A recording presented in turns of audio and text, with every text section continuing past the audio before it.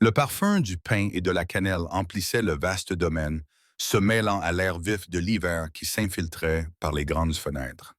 J'avais passé toute la matinée à superviser la décoration de la salle de bal, m'assurant que chaque détail était parfait pour la fête de Noël du lendemain. L'imposant sapin se dressait dans un coin, ses branches chargées de décorations ayant appartenu à la grand-mère de Preston, chacune placée avec un soin presque sacré.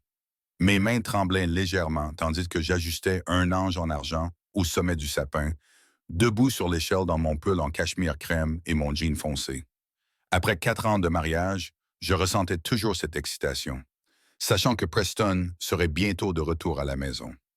Il était parti depuis 3 jours pour s'occuper de ce qu'il avait qualifié d'affaires urgentes en ville, et il m'avait manqué avec une intensité qui me mettait parfois mal à l'aise.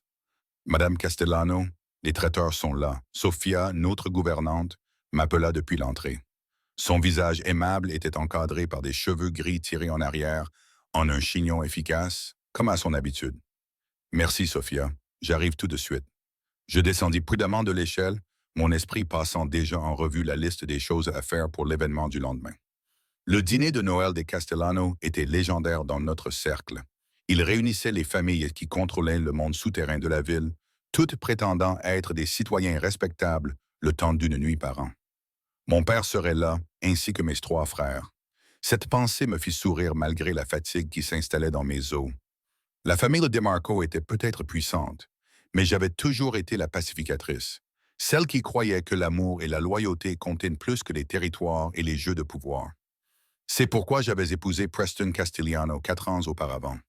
Non seulement parce que l'alliance entre nos deux familles était stratégiquement judicieuse, mais aussi parce que je l'aimais. Je l'aimais toujours avec une ferveur qui m'effrayait parfois.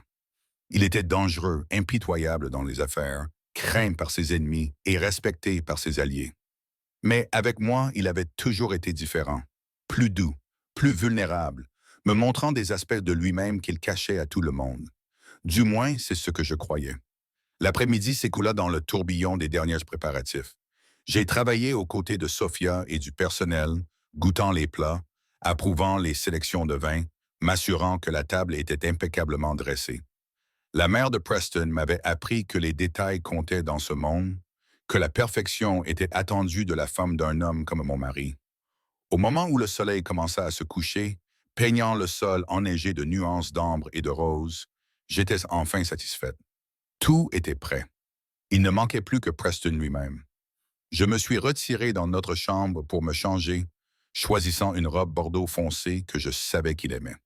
La soie épousait mes courbes avant de retomber juste au-dessus de mes genoux. J'ai laissé mes cheveux noirs détachés, comme il les préférait, tombant en cascade sur mes épaules. Des boucles d'oreilles en diamant, un cadeau pour notre 2e anniversaire, complétaient ma tenue. J'étais en train de mettre du rouge à lèvres lorsque j'ai entendu la porte d'entrée s'ouvrir, suivie par des pas familiers dans le hall en marbre en contrebas. Mon cœur bondit et je dus me forcer à ne pas dévaler les escaliers comme une adolescente surexcitée. Au lieu de cela, je pris une profonde inspiration et descendis avec une grâce mesurée, ma main effleurant la rampe polie. Preston se tenait dans le hall d'entrée, toujours vêtu de son manteau anthracite, des flocons de neige fondant dans ses cheveux foncés. À 36 ans, il était toujours aussi beau que le jour où nous nous étions rencontrés, avec ses angles marqués et sa puissance maîtrisée. Ses yeux bleus acier étaient capables de percer les mensonges et les faux-semblants avec une précision chirurgicale. Mais quelque chose avait changé ce soir-là, la tension dans ses épaules, la raideur de sa mâchoire, la façon dont il évitait mon regard lorsque je m'approchais. « Tu es rentré », dis-je, mon sourire vacillant légèrement devant son expression. « Je commençais à craindre que tu manques le dîner de demain. » Pénélope, mon nom sur ses lèvres sonnait faux, formel, distant. Il utilisait si rarement mon prénom complet, préférant le surnom affectueux, Penny, qui était devenu le sien seul. « Nous devons parler. » Les mots que toute femme redoute. Je sentis mon estomac se nouer en le regardant retirer son manteau avec une précision mécanique, le tendant à Sophia sans son habituel merci. Ses mouvements étaient raides, répétés, comme s'il s'était entraîné à ce qui allait suivre. « Qu'est-ce qui ne va pas ?» demandai-je d'une voix plus assurée que je ne me sentais. « Il s'est passé quelque chose au travail? » Pas exactement, répondit-il en se tournant vers Sophia. Laisse-nous, s'il te plaît, et assure-toi que personne ne nous dérange. Elle me jeta un regard inquiet, mais obéit et disparut à l'arrière de la maison. Le silence qui suivit son départ était suffocant, seulement rompu par le tic-tac lointain de l'horloge dans le couloir. Preston se dirigea vers son bureau et je le suivis, mes talons claquant sur le marbre dans un rythme qui semblait trop fort dans la maison silencieuse. Le bureau était son sanctuaire, tout en bois sombre et en cuir, sentant le scotch coûteux qu'il préférait et les cigares qu'il s'autorisait de temps en temps. Il se servit un verre, mais ne m'en proposa pas, une autre différence par rapport à la normale qui me rendait encore plus nerveuse. Quand il se tourna enfin vers moi, son expression était tremblante, indéchiffrable. J'ai demandé à mes avocats de préparer les papiers, dit-il d'une voix dénuée d'émotion. Je demande le divorce. Au début, ces mots n'avaient aucun sens. Ce n'étaient que des sons, des syllabes que mon cerveau avait du mal à assembler pour leur donner un sens. Oshishams. Quoi? Un divorce? Il se dirigea vers son bureau, prit un dossier en papier craft et me le tendit. Je veux que tu signes ça ce soir. Je fixais le dossier comme s'il s'agissait d'un serpent venimeux. C'est une blague, Preston? C'est la veille de Noël. Nos familles arrivent demain, c'est pourquoi il faut régler ça maintenant. Comme je ne prenais pas le dossier, il le posa sur le bureau entre nous.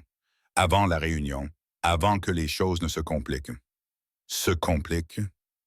Ma voix s'éleva malgré mes efforts pour rester calme. Nous sommes mariés depuis 4 ans. Comment cela pourrait-il être plus compliqué que ça? Signez les papiers, Pénélope. Le ton froid de sa voix était celui qu'il utilisait avec ses associés, avec ses ennemis, mais jamais avec moi. Jamais, non? Le mot sortit avec plus de force que je ne m'y attendais. Pas avant que vous ne me disiez pourquoi. Que s'est-il passé? Qu'ai-je fait? Cela n'a rien à voir avec ce que vous avez fait. Il desserra sa cravate avec des gestes brusques et colériques. Il s'agit de ce qui doit être fait pour l'entreprise, pour les familles, pour toutes les personnes concernées, pour tout le monde sauf moi, apparemment. L'amertume s'insinua dans ma voix. Je ne mérite pas une explication. 4 ans de mariage ont-ils si peu d'importance que tu peux y mettre fin sans même me dire pourquoi? Quelque chose vacilla dans ses yeux.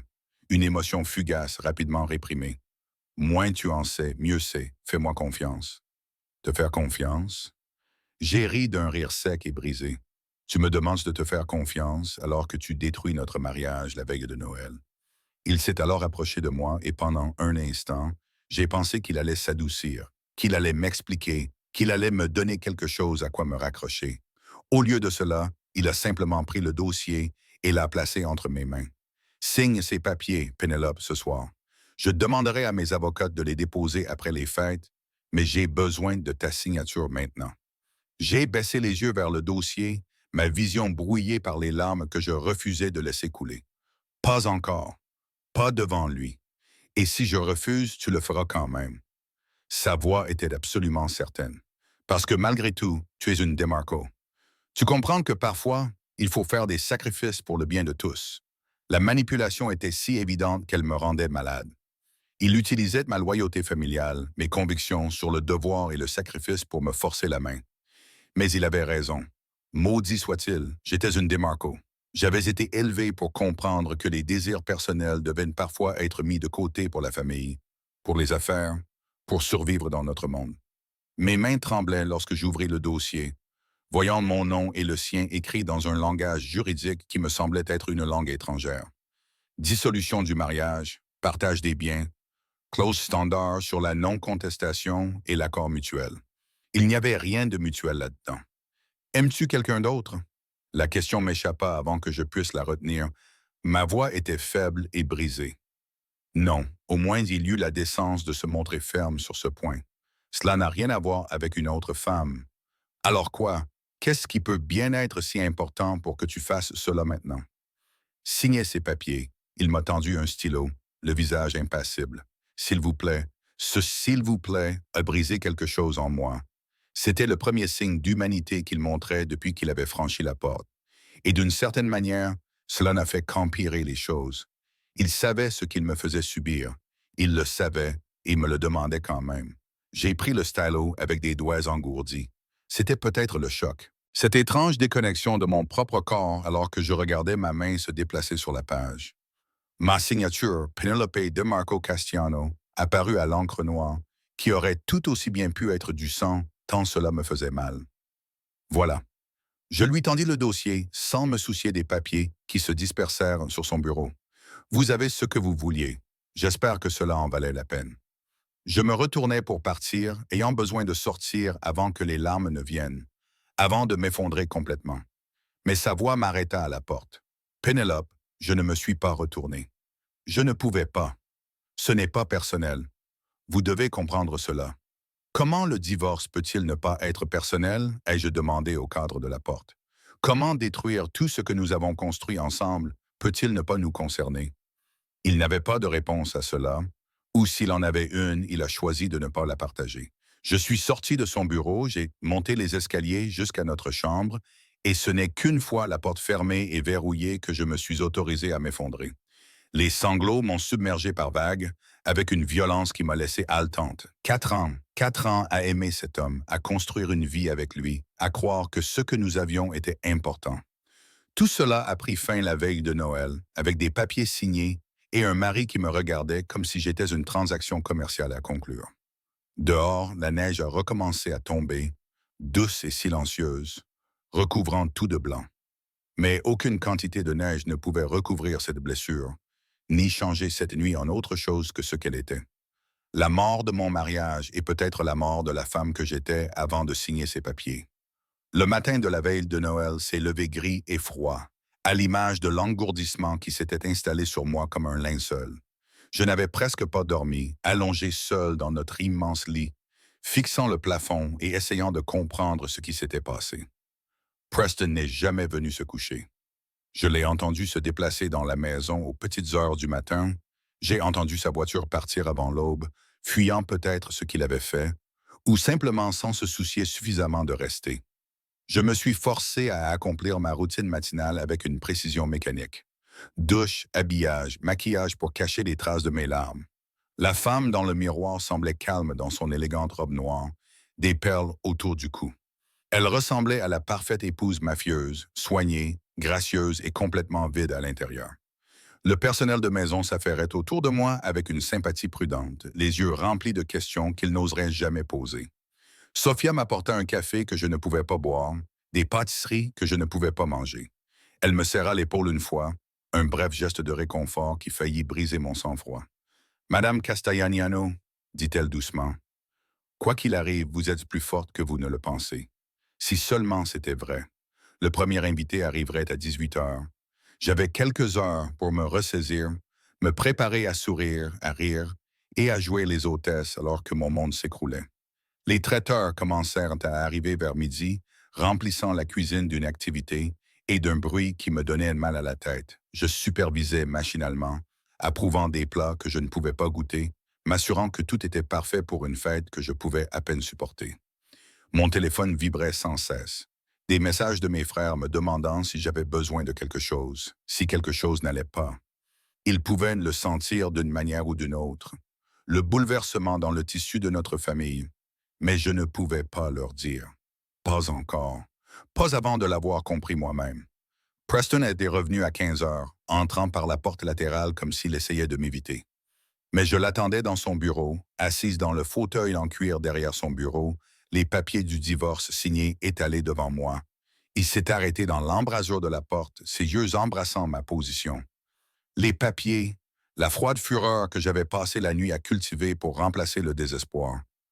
Pénélope, ne fais pas ça. J'ai levé la main. Ne prononce pas mon nom comme ça, comme si tu t'en souciais. Tu as renoncé à ce droit hier soir. Il est entré dans la pièce, fermant la porte derrière lui. À la lumière du jour, je pouvais voir les cernes sous ses yeux, la tension dans sa mâchoire. Il semblait avoir aussi mal dormi que moi. Tant mieux. Les invités vont bientôt arriver, ai-je poursuivi d'une voix dure et maîtrisée. Nous devons discuter de la manière dont nous allons gérer cela. Allons-nous le dire à nos familles ce soir ou attendre la fin des fêtes pour gâcher Noël à tous ceux qui nous sont chers? Nous ne le dirons à personne ce soir. Sa voix était ferme. Ce soir, tout se passe comme prévu. Nous faisons comme si tout allait bien. J'ai ri, d'un rire amer. Jouer le couple heureux alors que tu viens de demander le divorce. Les papiers ne seront déposés qu'après le nouvel an. Il s'est dirigé vers le bar et s'est servi un verre malgré l'heure matinale. Personne n'a besoin de savoir quoi que ce soit pour l'instant, sauf moi. Je me suis levé et j'ai rassemblé les papiers en une pile bien ordonnée. J'ai le droit de savoir. J'ai le droit de sourire, de servir et de jouer les hôtesses tout en portant ce secret. Comme c'est généreux de ta part, Pénélope, arrête de prononcer mon nom. Les mots ont jailli de ma bouche. 4 ans à être la femme parfaite, la pacificatrice, celle qui a ravalé ses propres besoins pour le confort de tous les autres. Tu n'as pas le droit d'utiliser mon nom comme s'il signifiait quelque chose pour toi, alors que tu as clairement montré que ce n'était pas le cas pour moi. Il a posé son verre avec une précision minutieuse. Ce n'est pas vrai, n'est-ce pas? Je contournais le bureau et m'arrêtais à quelques mètres de lui, assez près pour voir le muscle de sa mâchoire se contracter, ses jointures blanchies autour du verre. Alors explique-moi, Preston. Fais-moi comprendre pourquoi mon mari depuis 4 ans veut soudainement divorcer de manière si urgente qu'il a besoin que les papiers soient signés le soir de Noël. Je ne peux pas. Tu ne peux pas ou tu ne veux pas. Les deux. Il croisa enfin mon regard et j'y vis quelque chose. De la douleur peut-être, ou du regret. Mais c'était enfoui si profondément sous son contrôle que je ne pouvais pas être sûr que je ne l'imaginais pas. Tu dois me faire confiance. Je fais ce qui est nécessaire. Confiance. Je goûtais le mot, le trouvais amer. Comment suis-je censé te faire confiance alors que tu ne me dis même pas la vérité? Parce que la vérité te mettrait en danger. L'aveu sortit de manière dure, frustrée. Moins tu en sais, plus tu es en sécurité. Je suis la fille de Vincent de Marco. J'ai été en danger toute ma vie.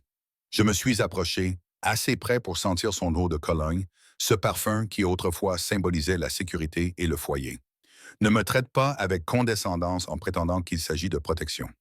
Il s'agit bien de protection, sa main s'est levée comme pour toucher mon visage, mais j'ai reculé. Ce rejet a fait se crisper davantage sa mâchoire. Tout ce que je fais, c'est pour protéger ce qui m'appartient. Je ne t'appartiens plus. Ces mots me sont restés en travers de la gorge. Tu t'en es assuré hier soir. Avant qu'il n'ait pu répondre, des pas ont retenti dans le couloir. La voix de Sophia a appelé. Madame Castigliano, le fleuriste est là et a des questions à propos des centres de table. Je me suis dirigé vers la porte, m'arrêtant la main sur la poignée. Je jouerai ton jeu ce soir, Preston. Je vais sourire, rire et faire comme si tout allait bien. Mais une fois que ce sera terminé, après les fêtes, je veux des réponses. De vraies réponses. Sinon, je ferai en sorte que notre divorce soit le moindre de tes problèmes. Cette menace était vaine et nous le savions tous les deux. Mais elle me donnait quelque chose à quoi me raccrocher tandis que je sortais, le laissant seul avec ses secrets et son scotch. Les heures suivantes se sont écoulées dans un tourbillon d'activités. Les derniers préparatifs, les ajustements de dernière minute, le chaos contrôlé de la préparation d'un rassemblement des familles les plus puissantes de la ville. Je me suis déplacé comme un automate, répondant quand on m'adressait la parole, prenant des décisions, résolvant des problèmes. Mais à l'intérieur, je hurlais. Ma famille était arrivée la première, comme le voulait la tradition. Mon père, Vincent DeMarco, toujours imposant à 65 ans. Ses cheveux argentés et ses yeux noirs perçants ne manquaient rien. Mes 3 frères, Marco, Luca et Dante, tous plus protecteurs les uns que les autres. Au début, ils étaient sceptiques quant à mon mariage avec Preston, inquiets à l'idée de fusionner complètement nos 2 familles. Mais ils avaient vu comment il me traitait, comment il me regardait, et ils s'étaient adoucis. Maintenant, je me demandais ce qu'ils penseraient s'ils connaissaient la vérité. Penny, ma petite fille. Mon père m'a serré dans ses bras, sa chaleur familière faillit me faire perdre mon sang-froid. Tu es magnifique, mais tu as l'air fatigué. Tu dors suffisamment? Les préparatifs du mariage pour la saison. J'ai menti sans sourciller. Tu sais comment c'est. Il a légèrement plissé les yeux, mais il a accepté mon explication. Pour l'instant, Preston est sorti de son bureau, jouant parfaitement son rôle d'hôte. Il serrait les mains et acceptait les embrassades avec une aisance acquise à force de pratique. Je l'ai regardé évoluer dans la pièce alors que d'autres invités arrivaient. Les Rousseau et les Benedetti, les Moretti et les Castel. Toutes les vieilles familles, des générations de pouvoir et d'influence réunies sous notre toit. Il a croisé mon regard une fois à travers la pièce, son expression indéchiffrable. J'ai détourné les yeux, me concentrant sur la conversation avec Gabriella Rousseau, qui me régalait d'histoires sur le premier Noël de sa petite fille. Le dîner était somptueux, plat après plat, servi avec précision par le personnel que j'avais formé. Je me suis assise en bout de table, en face de Preston, jouant le rôle d'hôtesse avec un sourire qui me faisait mal au visage. La conversation tournait autour de moi, des affaires, de la famille et des souvenirs des Noëls passés. À Preston et Penelope, a dit mon père en levant son verre, que leur union continue à renforcer nos deux familles pendant de nombreuses années. Tout le monde à table a repris le toast, levant son verre avec un sourire sincère. J'ai levé mon verre, croisant le regard de Preston par-dessus le bord en cristal. Son expression était soigneusement neutre, ne laissant rien transparaître. Je busse, le vin se transformant en cendre dans ma bouche. Tu as fait un travail magnifique, ma chère, me dit Sophia Benedetti. Tout est parfait. Ta belle-mère serait fière. Merci, répondis-je, en pensant à la mère de Preston, décédée 2 ans auparavant. Elle adorait Noël et avait lancé cette tradition de réunir les familles. Que penserait-elle de son fils détruisant son mariage la veille de sa fête préférée? Après le dîner, alors que les invités se mêlaient dans la salle de bal pour prendre l'apéritif et déguster des desserts, je me suis éclipsé dans la bibliothèque. J'avais besoin d'un moment seul, d'un moment pour respirer sans avoir à faire semblant. Je me tenais près de la fenêtre, regardant la neige tomber sur les jardins. Lorsque la porte s'est ouverte derrière moi, je n'ai pas eu besoin de me retourner pour savoir que c'était Preston. J'avais appris à sentir sa présence, la façon dont l'air changeait lorsqu'il entrait dans une pièce. Quelle performance, dis-je à la vitre. Nous devrions tous les deux recevoir des récompenses, Pénélope. Il s'approcha et je pus voir son reflet dans la fenêtre juste derrière moi. Je sais que c'est difficile. Difficile, je ris, d'un rire aigu. C'est un mot pour le décrire. Sais-tu ce qui est plus difficile? Sourire à mon père tout en sachant que je lui mène. Accepter les félicitations pour notre mariage alors que tu y as déjà mis fin. Faire semblant de ne pas mourir à l'intérieur pendant que tout le monde fait la fête. Ça ne sera pas toujours comme ça. Sa voix était calme, presque douce. Quand tout ça sera fini, quand quoi sera fini? Je me suis retourné pour lui faire face, la colère prenant finalement le dessus sur l'engourdissement. Tu n'arrêtes pas de dire ça. Tu continues à agir comme s'il y avait un plan que je suis trop stupide pour comprendre. Eh bien, j'en ai assez d'être tenu dans l'ignorance, Preston. J'en ai assez d'être traité comme si j'étais fragile, naïve ou incapable de supporter la vérité. Ce n'est pas Madame Castellano. Sophia apparut dans l'embrasure de la porte avec son timing impeccable, comme toujours. Ton frère Marco te demande. Je passais devant Preston sans un mot, le laissant seul dans la bibliothèque. Marco m'attendait dans le couloir, le visage grave. Il faut qu'on parle, dit-il doucement. Il se passe quelque chose avec l'entreprise. 3 de nos entrepôts ont été attaqués la semaine dernière. Quelqu'un s'en prend aux familles. Je sentis mon estomac se nouer. Père est au courant, il est en discussion avec Preston en ce moment. Marco me scruta du regard. Ça va, Penny? Tu sembles distraite ce soir.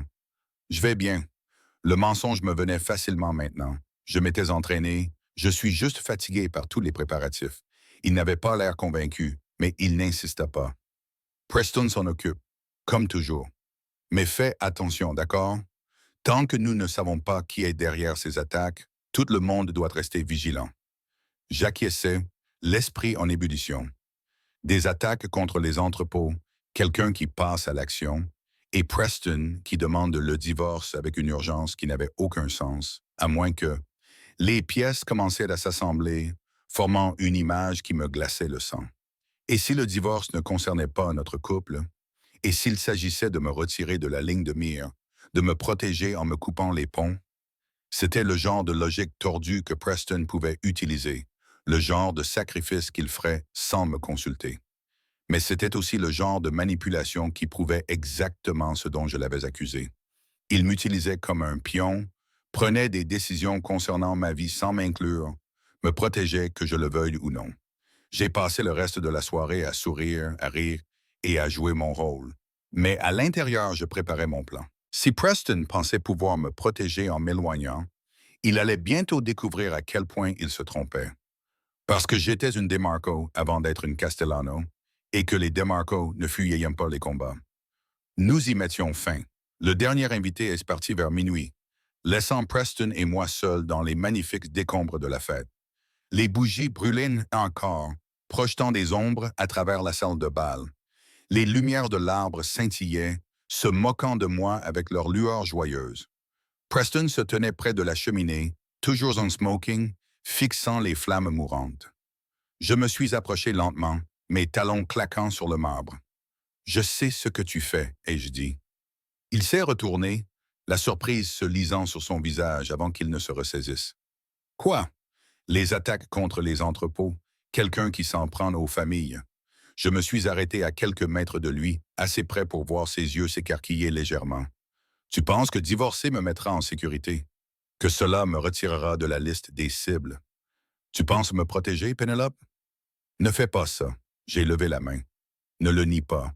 Je le vois sur ton visage. Tu as toujours été nul pour me mentir, Preston. C'est l'une des choses que j'aimais chez toi.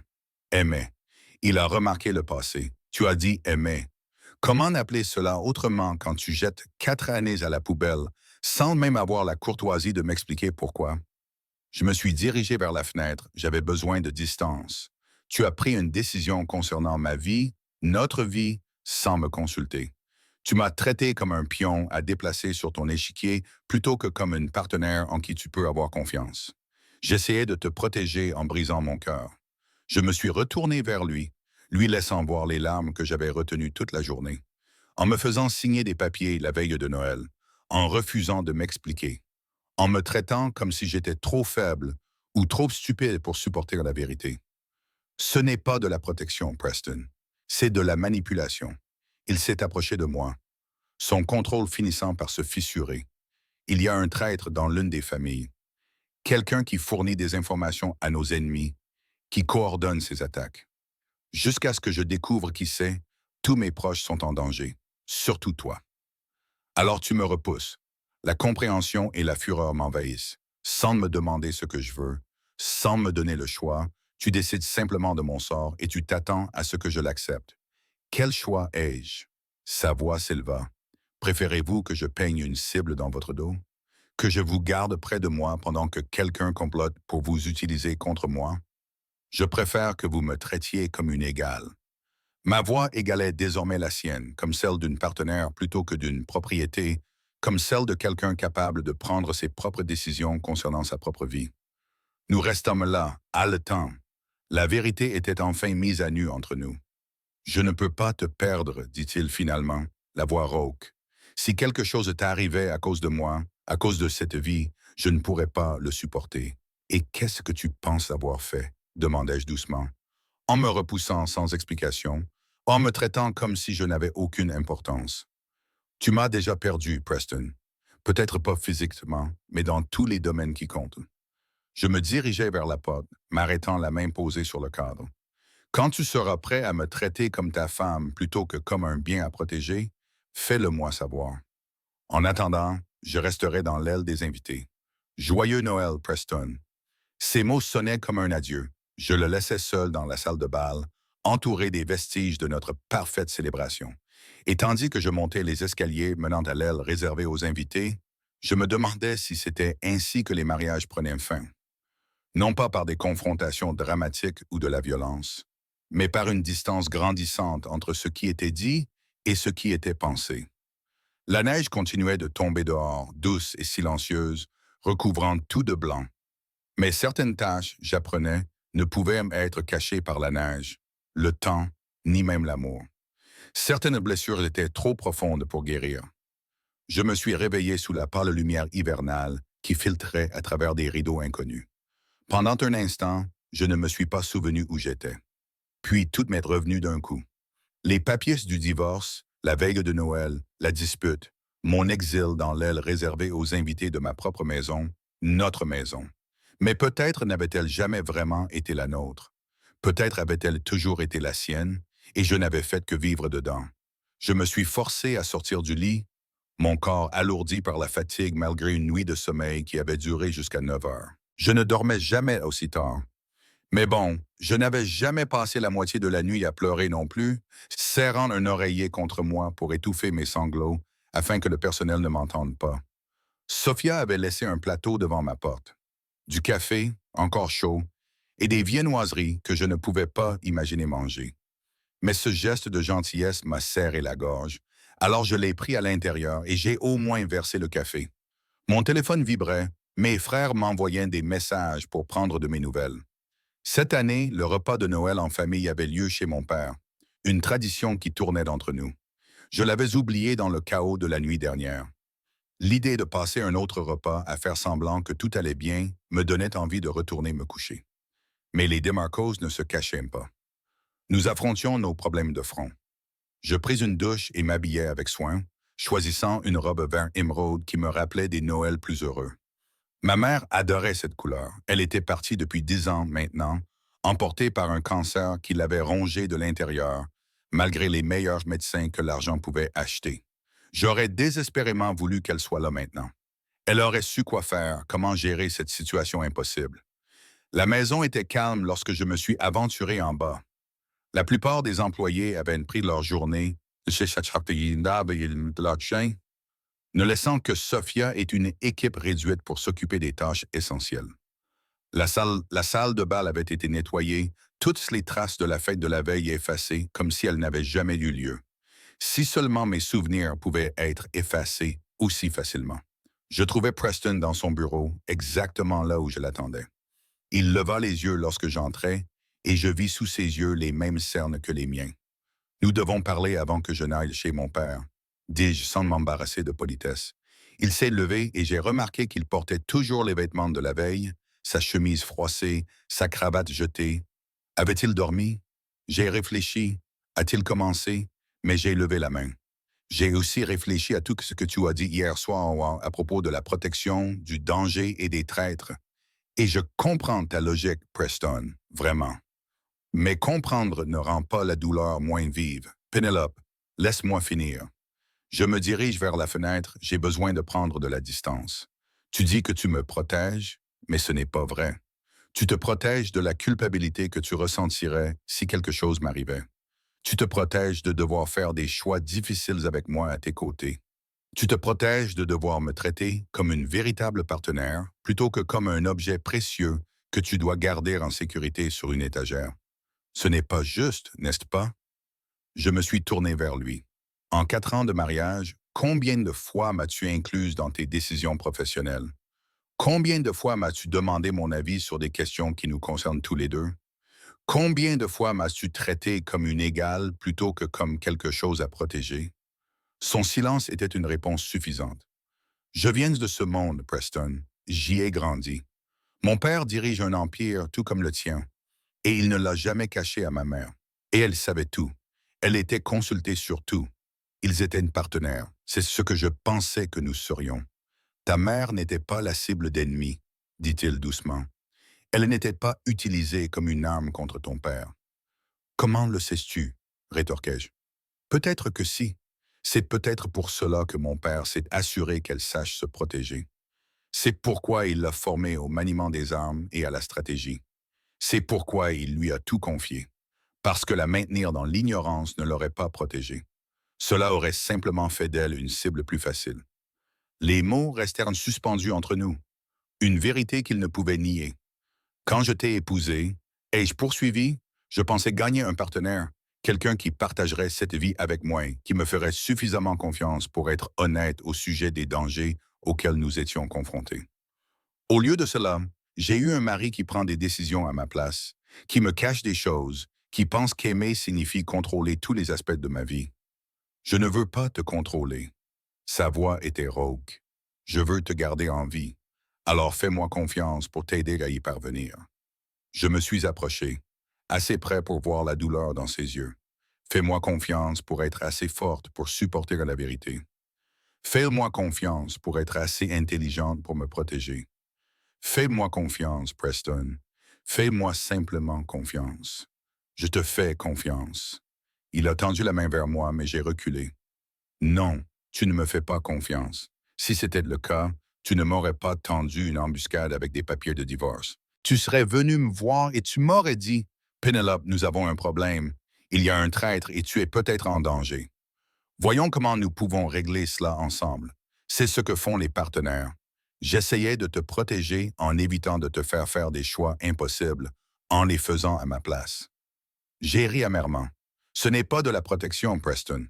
C'est du paternalisme, et je ne l'accepterai pas. Plus maintenant. Je me dirige vers la porte, m'arrêtant la main sur la poignée. Je vais chez mon père pour le repas de Noël. Quand je reviendrai, je veux que tu réfléchisses à la question de savoir si tu peux vraiment me considérer comme ton égal. Parce que si tu ne peux pas, alors peut-être que ce divorce est la bonne chose à faire après tout. Non pas parce que tu me protèges, mais parce que je mérite mieux qu'un mariage où je suis traité comme une enfant. Son visage pâlit.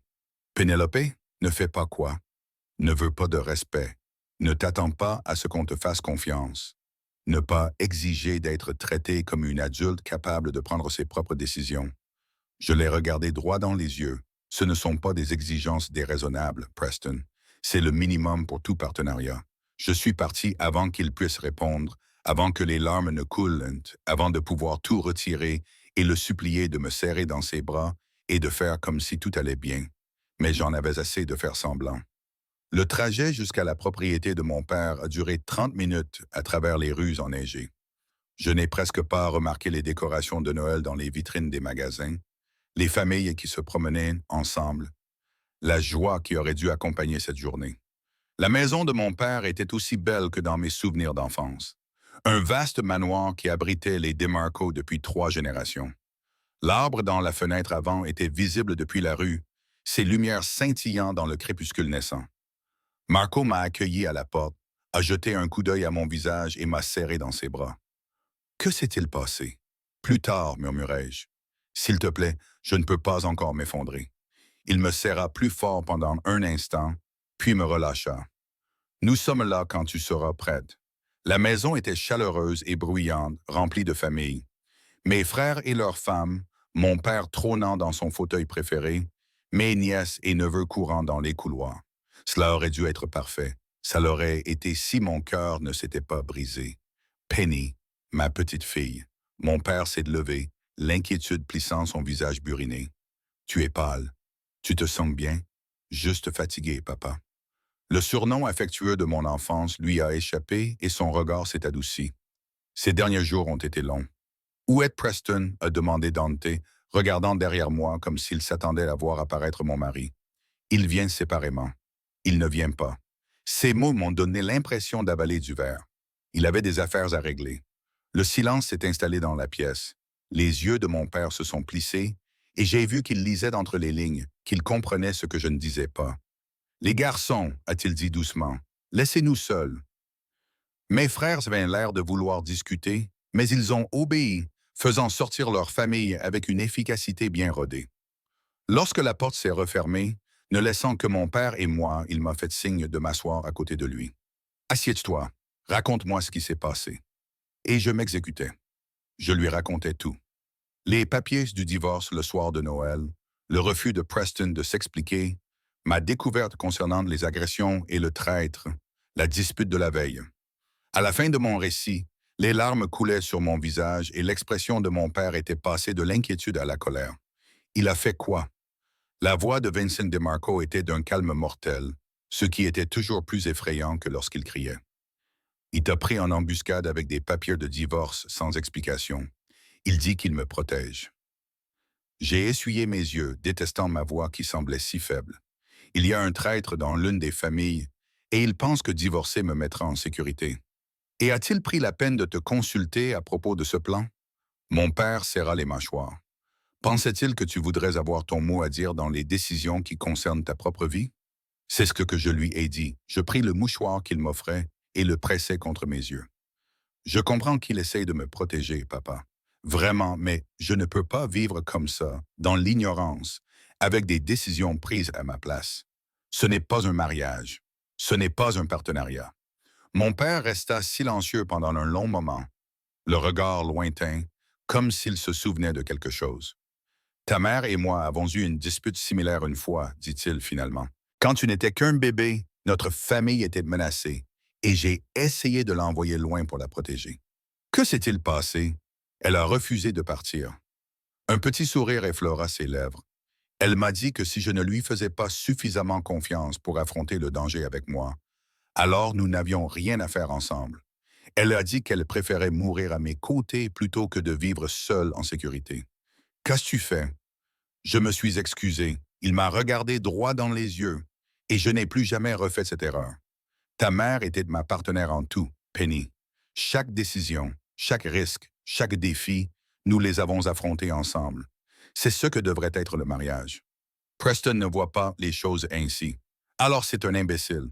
La voix de mon père était ferme. Tu es une DeMarco. Tu as été élevée dans cette vie, formée pour elle, née pour elle. Tu n'es pas une fleur délicate qui doit être enfermée dans une tour. Tu es une guerrière. Ces mots ont réchauffé quelque chose en moi. Ils m'ont donné la force qui me manquait. Merci, papa. Quant à cette histoire de traître, a-t-il poursuivi, le regard durci? Je vais passer quelques coupes de fil. Si quelqu'un s'en prend aux familles, nous devons découvrir qui avant que davantage de sang ne soit versé. Preston a dit qu'il s'en occupait. Preston Castellano est brillant à bien des égards. Mon père se leva et se dirigea vers son bureau. Mais il a un défaut fatal. Il pense qu'il doit porter seul tous les fardeaux, résoudre tous les problèmes lui-même. Cela le rend fort, mais cela le rend aussi stupide. Surtout quand il s'agit des personnes qu'il aime. Il a une façon étrange de montrer son amour. Les hommes sont souvent comme ça, ma petite fille. Il a sorti son téléphone. Surtout les hommes comme Preston, à qui on a appris que montrer ses émotions était un signe de faiblesse. Mais j'ai vu comment il te regarde. Il t'aime. Il est juste trop idiot pour savoir comment s'y prendre. Malgré tout, j'ai ri. Tu viens de traiter mon mari d'idiot? Je l'ai appelé ton mari. Mon père a souri. Cela signifie quelque chose, Penny. Il t'a choisi. Tu l'as choisi. Ce lien est sacré dans notre monde. Mais il ne fonctionne que si les deux personnes sont prêtes à se battre pour lui. Je suis prête à me battre. Je me suis levée, me sentant plus forte que je ne l'avais été depuis des jours. Mais je ne me battrai pas seule et je n'accepterai pas d'être traité comme un objet. Bien. Il a contourné le bureau et m'a prise dans ses bras. C'est ma fille. Maintenant, allons dîner avec la famille pour Noël. Et demain, nous rappellerons à ton mari qu'il a épousé une DeMarco, pas une poupée à mettre sur une étagère. Le dîner chez Menza était exactement ce dont j'avais besoin.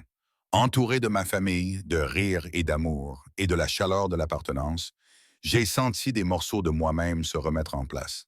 Mes frères étaient un protecteur sans être étouffantes. Leurs femmes étaient gentilles et compréhensives. Leurs enfants étaient une belle distraction. Mais au fur et à mesure que la soirée avançait, je me suis surprise à repenser à Preston. Était-il seul dans cette grande maison, entouré des restes de notre fête? Regrettait-il ce qu'il avait fait? Pensait-il à moi? Je vérifiais mon téléphone de manière obsessionnelle, mais je n'avais aucun message. Quoi que Preston fasse, me contacter n'en faisait pas partie. Il était plus de 22 heures lorsque mon père m'a de nouveau pris à part.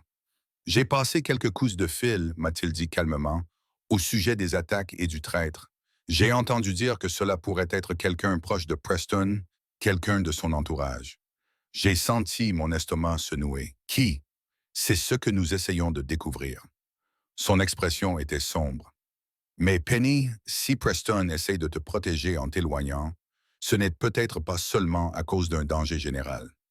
C'est peut-être parce qu'il soupçonne quelqu'un dans sa propre organisation. Alors il a encore plus besoin de moi. Cette prise de conscience m'a frappé de plein fouet. S'il ne peut pas faire confiance à ses propres collaborateurs, s'il y a un traître aussi proche, il est plus vulnérable que jamais, et il doit y faire face seul, ce qui nous ramène à son défaut fatal. Mon père m'a serré l'épaule. Rentre à la maison, ma petite fille. Parle à ton mari. Fais-lui comprendre que te protéger signifie te faire confiance, et non te repousser. Et s'il ne veut pas écouter, alors tu le forces à écouter. Tu es une DeMarco, Penny. Nous n'abandonnons pas les personnes que nous aimons. Nous nous battons pour elles-mêmes lorsqu'elles sont trop stupides pour se battre elles-mêmes. Le trajet jusqu'à la maison m'a semblé plus long que ce matin-là. Mon esprit était envahi par toutes sortes de possibilités, de scénarios, de mots que je dirais pour faire comprendre à Preston. Mais lorsque je me suis garé devant notre maison, je l'ai trouvé plongé dans l'obscurité, à l'exception d'une seule lumière allumée dans le bureau. Il était toujours là, toujours en train de travailler, toujours seul à porter ce fardeau. Je suis entré discrètement, traversant la maison, plongé dans l'obscurité pour me rendre au bureau. La porte était entr'ouverte et je pouvais le voir penché sur son bureau, des papiers étalés devant lui, un verre de scotch oublié à côté de lui. Il a levé les yeux lorsque je suis entré et l'expression sur son visage m'a presque brisé. Du soulagement, de la peur et du désir se mélangeaient. Pénélope, nous devons parler, ai-je dit en fermant la porte derrière moi. Vraiment parler? Plus de secrets, plus de manipulation, plus de protection déguisée en amour, juste de l'honnêteté. Il s'est levé lentement, comme un homme se préparant à recevoir un coup. D'accord, je sais qu'il y a un traître près de toi. Je me suis avancé vers son bureau. Mon père a aussi des sources, et je sais que c'est pour ça que tu m'éloignes. Parce que tu ne peux pas faire confiance à tes propres collaborateurs et que tu as peur que je sois prise entre deux feux. Il serra les mâchoires. Si je ne peux pas protéger ma propre femme, je n'ai pas besoin que tu me protèges de tout, Preston. J'ai besoin que tu me fasses suffisamment confiance pour que je puisse me protéger moi-même.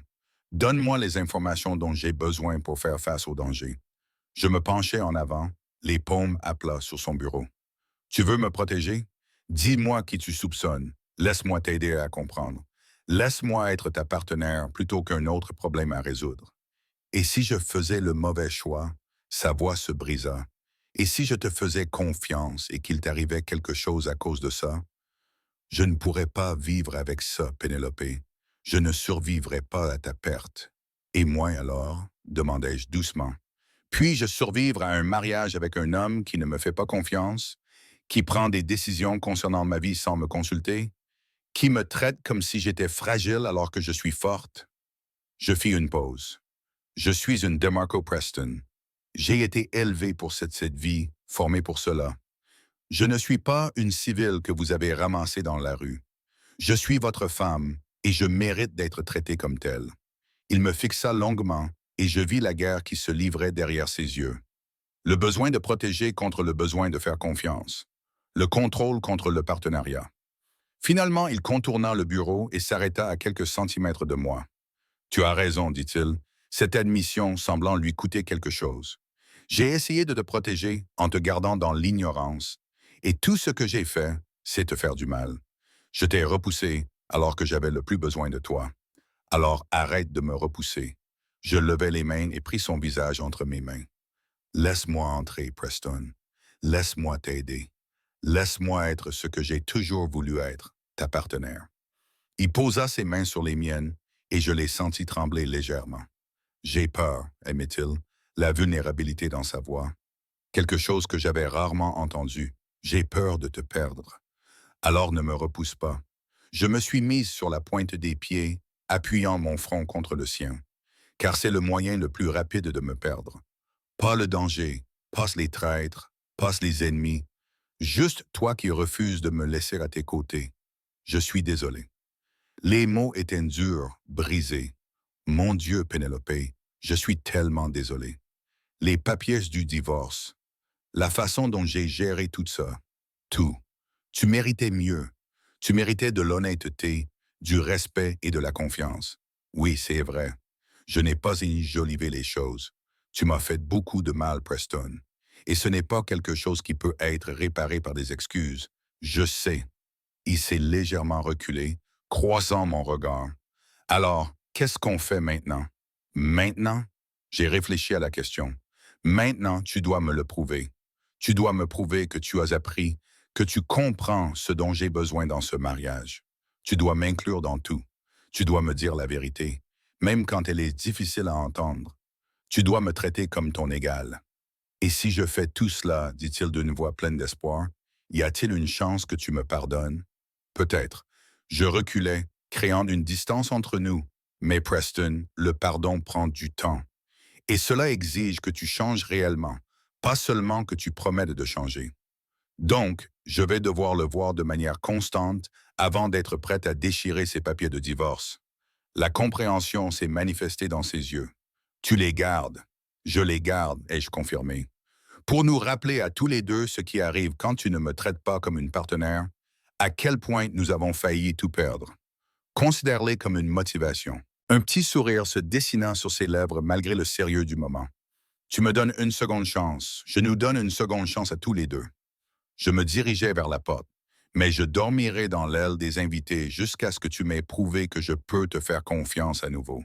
Et je veux tout savoir sur cette histoire de trahison demain. Un briefing complet, sans rien cacher. Demain, accepta-t-il.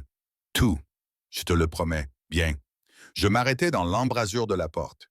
Et Preston, si jamais tu me tends encore une embuscade avec des papiers juridiques sans en discuter d'abord, je te ferai regretter d'être né. Est-ce clair, Crystal? Et malgré tout, il souriait. Un vrai sourire qui atteignait ses yeux. Bonne nuit, Pénélope.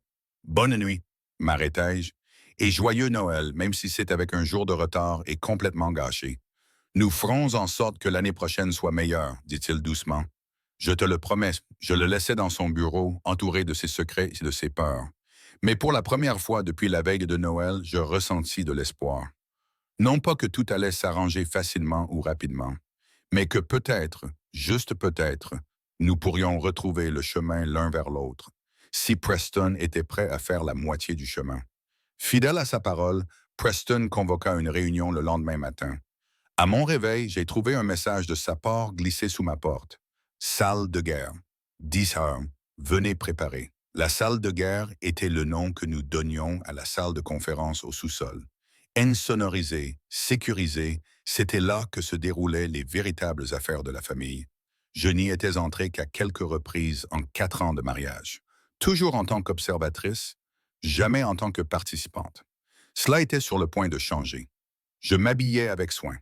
Pantalon noir, chemisière en soie, cheveux tirés en arrière en un chignon sévère. Je voulais avoir l'air professionnel, compétente, en tout point la princesse de la mafia que j'avais été élevée pour être. Pas la femme de Preston, mais la fille de Vincent DeMarco. Lorsque je descendis les escaliers à 10 heures pile, je trouvais Preston qui attendait devant la porte. Il était habillé de la même manière, costume anthracite, chemise blanche impeccable. L'air en tout point du puissant patron qu'il était. « Merci d'être venu », m'a-t-il dit formellement. « Merci de m'avoir invité. » J'ai répondu sur le même ton. Nous testions tous les deux cette nouvelle dynamique, essayant de trouver comment être partenaires plutôt que mari et femme jouant un rôle. Il a ouvert la porte, révélant la pièce derrière. Une grande table dominait l'espace, actuellement recouverte de dossiers, de photographies et de ce qui semblait être des rapports de surveillance. 2 hommes que j'ai reconnus comme étant les capitaines les plus fidèles de Preston, Alejandro et Marcus, se sont levés lorsque nous sommes entrés. « Messieurs, dit Preston, vous connaissez ma femme, Penelope, Madame Castellano. » Ils acquiescèrent tous deux respectueusement. À partir de maintenant, Penelope participera à toutes les discussions stratégiques, poursuivit Preston d'une voix qui ne souffrait aucune contradiction. Elle n'est pas seulement ma femme, elle est ma partenaire dans cette opération. Est-ce bien compris?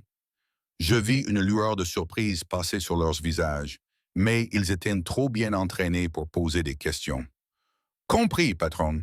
Nous nous sommes assis et Preston a commencé à exposer la situation. 3 entrepôts ont été attaqués au cours des 2 dernières semaines. Chaque attaque a été minutieusement planifiée pour causer un maximum de dégâts avec un minimum de victimes. Celui qui est derrière tout ça connaît parfaitement nos opérations, a-t-il expliqué en montrant une carte sur laquelle les entrepôts étaient marqués par des épingles rouges. Il connaît nos horaires, nos protocoles de sécurité, nos angles morts. C'est un coup monté de l'intérieur, ai-je dit en étudiant le schéma. Quelqu'un qui a un accès de haut niveau. C'est ce que je pense. Preston a sorti des photos. Ce sont les seules personnes qui ont ce niveau d'autorisation. J'ai examiné les visages. Des hommes que j'avais rencontrés lors de réunions, de dîners, lors du mariage il y a 4 ans. Certains que je connaissais bien, d'autres à peine. Quel est le point commun, ai-je demandé? Qu'est-ce qui relie spécifiquement les entrepôts attaqués? Alejandro s'est penché en avant. Il traite tous les mêmes expéditions. Des importations de grande valeur provenant de nos contacts européens. Et qui gère ces contacts européens? Preston serra les mâchoires. Antonio Russo. Mon estomac se noie. Antonio, qui avait ri et plaisanté lors de notre réunion de Noël, dont la femme Gabriella avait complimenté mes décorations, qui connaissait Preston depuis leur enfance. Vous soupçonnez, Antonio, la trahison serait dévastatrice si elle s'avérait vraie. Je ne veux pas. La voix de Preston était tendue, Mais les preuves le désignent. Tous les entrepôts attaqués étaient sous sa supervision. Toutes les failles de sécurité se sont produites sous sa surveillance. Les preuves peuvent être fabriquées. J'ai fait remarquer que si quelqu'un voulait piéger Antonio, ce serait le moyen idéal pour le faire. Monter Preston contre l'un de ses plus anciens alliés. Les trois hommes me fixèrent du regard. Preston sourit lentement. Moi, j'étais tellement concentré sur le schéma évident que je n'avais pas envisagé qu'il puisse être délibérément évident. La question est donc, ai-je poursuivi, en m'enthousiasmant pour cette analyse, qui a intérêt à vous monter contre Antonio? Qui a à gagner si les familles Castellano et Russo sont en guerre? Les Benedetti, a soudainement déclaré Marcus. Ils font pression pour étendre leurs activités au port. Si nous sommes en conflit avec les Russo, nous serons trop occupés pour remarquer leurs manœuvres. Preston a sorti un autre dossier. Marco Benedetti est inhabituellement discret ces derniers temps. Pas d'expansion, pas de nouvelles entreprises. C'est presque comme s'il attendait quelque chose ou se préparait à quelque chose, ai-je ajouté. J'ai regardé à nouveau la carte et le schéma des attaques. Et si les entrepôts détiennent pas la cible? Et s'ils servaient de diversion? Expliquez-moi. Preston s'est penché en avant, m'accordant toute son attention. Vous vous êtes tellement concentré sur la protection des entrepôts et la recherche du traître que vous êtes vulnérable ailleurs. Où ton attention n'est-elle pas concentrée en ce moment? La compréhension s'est manifestée dans ses yeux. La réunion de Noël, toutes les familles réunies au même endroit. Les gardes mobilisés pour protéger les entrepôts plutôt que le domaine. Si quelqu'un voulait s'en prendre à plusieurs familles à la fois, il avait là l'occasion rêvée. J'ai terminé par tout le monde dans ta maison, sous ton toit, ostensiblement sous ta protection. Si quelque chose s'était produit cette nuit-là, cela m'aurait détruit, a dit Preston doucement. Détruit toutes les alliances, toute la confiance. Les familles se seraient retournées les unes contre les autres, se seraient accusées mutuellement. Exactement. J'ai sorti les photos de la réunion de Noël que Preston avait commandée. Une pratique courante pour documenter qui a assisté aux événements majeurs. La question est donc de savoir qui était manifestement absent ou qui a amené un nombre inhabituel de personnes. Nous avons passé les 2 heures suivantes à examiner les listes d'invités, les registres de sécurité et les registres de présence, et peu à peu, une image s'est dégagée. Marco Benedetti avait amené 2 fois plus de gardes que d'habitude, prétextant avoir reçu des menaces. Plusieurs de ses principaux lieutenants avaient été placés stratégiquement dans toute la maison, et sa femme, Teresa, avait passé un temps inhabituel à poser des questions sur la sécurité du domaine, sous couvert de compliments sur la beauté de la propriété. C'était une mission de reconnaissance, a déclaré Alejandro d'un ton grave. Ils cartographiaient la maison, identifiaient ses faiblesses, planifiaient une attaque. Mais cela ne s'est pas produit, a fait remarquer Preston. Quelque chose les en a empêchés. Nous nous sommes tous tournés pour nous regarder. Puis je me suis souvenu des papiers de divorce. Vous m'avez demandé de les signer ce soir-là. Tout le monde m'a vu quitter le bureau bouleversé. Ils ont vu la tension entre nous. Les rumeurs ont immédiatement commencé. Ils ont donc pensé que j'étais distraite. Preston restait vulnérable à cause de ses problèmes personnels. Peut-être ont-ils décidé d'attendre une meilleure occasion. Ou peut-être, dis-je lentement, quelqu'un les a-t-il avertis? Leur a-t-il dit que c'était un piège, que tu soupçonnais quelque chose? Un agent double. Marcus écarquilla les yeux, quelqu'un jouant sur les 2 tableaux. Preston sortait déjà son téléphone. Je dois passer quelques coups de fil. Messieurs, je veux que Marco Benedetti et tous les membres de son organisation soient surveillés 24 heures sur 24. Je veux savoir ce qu'il prévoit avant qu'il ne passe à l'action. Alors qu'Alejandro et Marcus partaient d'exécuter les ordres, je restais assise, étudiant les preuves étalées devant nous. Preston termina son appel et se tourna vers moi. Merci, dit-il doucement. Pourquoi? Pour avoir vu ce que je ne pouvais pas voir, pour avoir posé les bonnes questions, pour avoir été exactement ce dont j'avais besoin que tu sois. Je fais simplement ce que j'aurais dû être autorisé à faire depuis le début, répondis-je. Mais ma voix était moins vive qu'auparavant, travaillant ainsi avec lui, traité comme son égal. Cela me semblait juste, d'une manière que notre mariage n'avait pas connue depuis longtemps. J'étais idiote. Il contourna la table pour se placer à côté de moi. J'essayais de te protéger en te tenant à l'écart. alors que t'inclure nous rendait tous les deux plus forts. Oui, tu étais idiote. Je n'ai pas adouci les choses, mais tu apprends. C'est déjà ça, Pénélope. Il s'accroupit à côté de ma chaise, se mettant à la hauteur de mes yeux. Je sais que j'ai trahi ta confiance. Je sais qu'une excuse ne suffit pas, mais je veux que tu saches que ceci, dit-il en montrant la salle de crise, la preuve de notre collaboration, c'est ainsi que les choses se passeront désormais. Plus de secrets, plus de décisions prises sans te consulter, partenaires en tout. Les mots sont faciles, Preston. Je soutenais son regard. Prouve-le par tes actes. Je le ferai. Il se leva, me tendit la main, à partir de maintenant. J'ai une réunion avec Antonio Rousseau dans 1 heure. Je veux que tu sois là. Je pris sa main, je le laissai m'aider à me relever. Pour faire quoi? Pour le lire. Tu es meilleur que moi avec les gens, Pénélope. Tu vois des choses qui m'échappent, hein. Si Antonio est le traître, tu remarqueras quelque chose. S'il est victime d'un coup monté, tu le verras aussi. C'était un test, j'ai compris. Pas de mes capacités, mais de son engagement à me faire confiance. Il me plaçait dans une position de véritable autorité, de véritable responsabilité. D'accord, ai-je dit. Je serai là. Mais Preston, si je dis quelque chose lors de cette réunion, si je soulève un point avec lequel tu n'es pas d'accord, tu ne peux pas me discréditer. Pas devant Antonio, nous devons présenter un front uni. D'accord, il n'a pas hésité. Quoi que tu dises dans cette pièce, je te soutiendrai complètement. Oh, Antonio Rousseau est arrivé à midi, son attitude joviale habituelle quelque peu modérée. Il embrassa chaleureusement Preston, puis se tourna vers moi avec une surprise sincère. Pénélope, je ne m'attendais pas à te voir à une réunion d'affaires. Tout va bien? Tout va bien, Antonio. Je souris en désignant le salon où nous avions disposé des fauteuils confortables à la place de la table de conférence formelle, afin de créer une atmosphère décontractée et amicale. Preston et moi avons décidé qu'il était temps que je joue un rôle plus actif dans l'entreprise familiale. J'espère que cela ne te dérange pas. Si cela me dérangeait, pas du tout. Mais je vis le calcul dans ses yeux. L'évaluation rapide de ce que ce changement pouvait signifier. Gabriella me répète depuis des années que les épouses devraient s'impliquer davantage. Elle dit que nous, les hommes, passons à côté de la moitié de ce qui se passe parce que nous sommes trop concentrés sur l'évidence. Gabriella est une femme sage, dis-je en m'installant dans mon fauteuil. Preston s'assit à côté de moi, suffisamment près pour que nos épaules se touchent presque. Front uni. C'est ce qu'a dit Antonio en acceptant le verre de scotch que Preston lui tendait.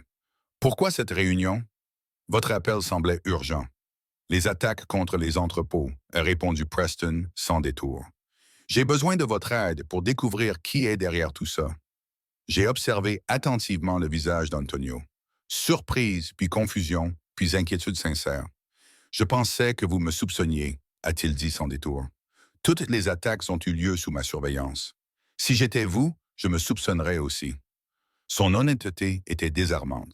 Je jetai un coup d'œil à Preston et vis qu'il réévaluait la situation. Pourquoi te trahirais-je? Continua Antonio. Toi et moi sommes amis depuis 30 ans. Preston, nos pères travaillent ensemble. Nos familles sont liées par le sang et la loyauté depuis des générations. Que pourrait-on m'offrir qui vaille la peine de tout abandonner? Rien, répondis-je calmement, et les deux hommes se tournèrent l'un vers moi. C'est exactement là où je veux en venir. Quelqu'un essaie de te piéger, Antonio, de faire croire à Preston que tu as changé de camp, de détruire votre amitié, de briser l'alliance entre vos familles. Antonio comprit soudain. Les attaques ne visaient donc pas seulement la marchandise. Elles visaient à monter Preston contre moi. C'est ce que nous pensons. Preston se pencha en avant. Ce qui signifie que nous devons découvrir qui a intérêt à voir les familles à Castellano et Rousseau se faire la guerre. Les Benedetti, répondit immédiatement Antonio. Marco est très discret ces derniers temps. Trop discret. Et sa femme a posé beaucoup de questions lors de votre réunion de Noël. Gabriella m'en a parlé. Elle trouvait ça bizarre. Quel genre de questions? Demandai-je. Sur les systèmes de sécurité, la disposition de la maison, le nombre de gardes que vous employez. Le visage d'Antonio s'assombrit. À l'époque, j'ai pensé qu'elle était simplement curieuse. Mais maintenant, cela ressemble à de la reconnaissance, a conclu Preston. Nous avons passé l'heure suivante à échanger des informations, à dresser un tableau complet des mouvements de Marco Benedetti au cours des derniers mois. Des détails qui, pris individuellement, ne semblaient pas importants, mais qui, mis bout à bout, formaient un schéma de préparation et de planification. Il va bientôt passer à l'action, a déclaré Antonio d'un ton grave. Toutes ces préparations, toutes ces manipulations, elles mènent à quelque chose d'important. Alors, nous devons nous préparer, a répondu Preston, et nous devons retourner son plan contre lui. Après le départ d'Antonio, qui avait promis de coordonner notre sécurité et la collecte de renseignements, je me suis retrouvé seul avec Preston dans le salon. Il a versé 2 verres de vin et m'en a tendu un. Tu as été brillante, a-t-il dit. La façon dont tu as lu Antonio, les questions que tu as posées, les liens que tu as établis, tu as vu ce que j'avais besoin de voir. Je t'avais dit que je pouvais t'aider. Je bus une gorgée de vin, laissant la chaleur m'envahir. Si seulement tu me faisais confiance, j'apprends à le faire. Il s'assit à côté de moi, plus près que nécessaire, sans me toucher, mais sa présence était tangible. C'est difficile, Penelope, de faire confiance à quelqu'un dans ce monde.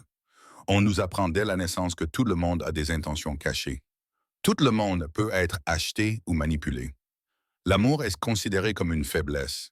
C'est pour ça que tu m'as repoussé? Demandai-je doucement. Parce qu'aimer me semblait être une faiblesse. T'aimer est la seule chose réelle dans ma vie.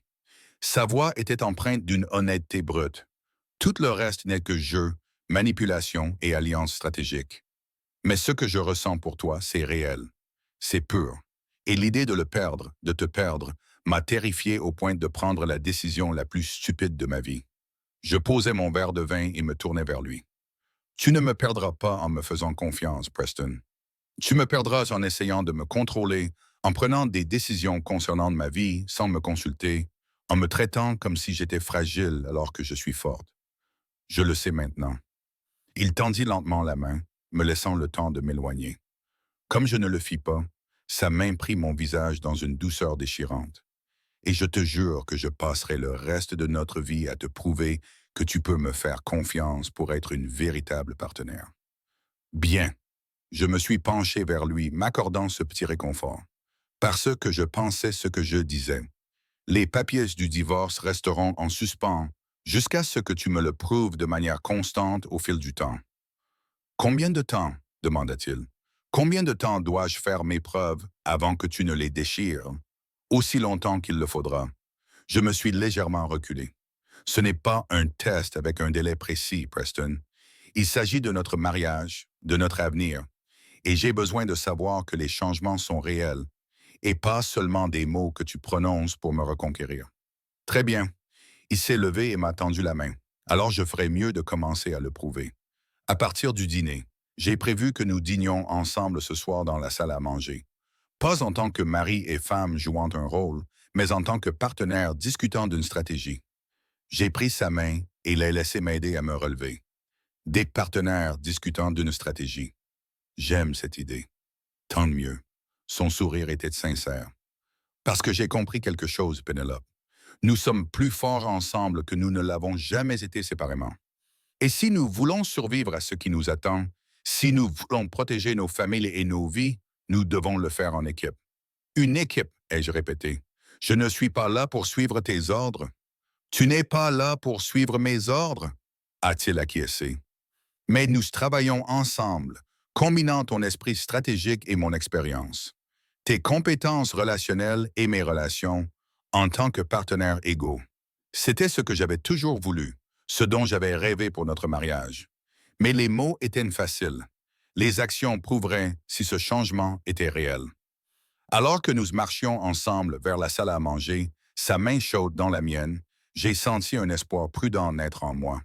Nous avions un long chemin à parcourir, une confiance à reconstruire, des blessures à guérir, des habitudes à briser. Mais pour la première fois depuis la veille de Noël, je croyais que cela était réellement possible. Les 2 semaines suivantes se déroulèrent à un rythme que je n'avais jamais connu dans notre mariage. Chaque matin, Preston et moi nous retrouvions dans son bureau pour examiner les rapports des services de renseignement et coordonner nos actions avec nos alliés. Chaque après-midi, nous élaborions ensemble une stratégie, planifiant notre réponse à la menace Benedetti. Chaque soir, nous dînions ensemble, discutant non seulement des affaires, mais aussi de la vie, des rêves, des craintes que nous n'avions jamais partagées auparavant. Ce partenariat que nous étions en train de construire était étrange.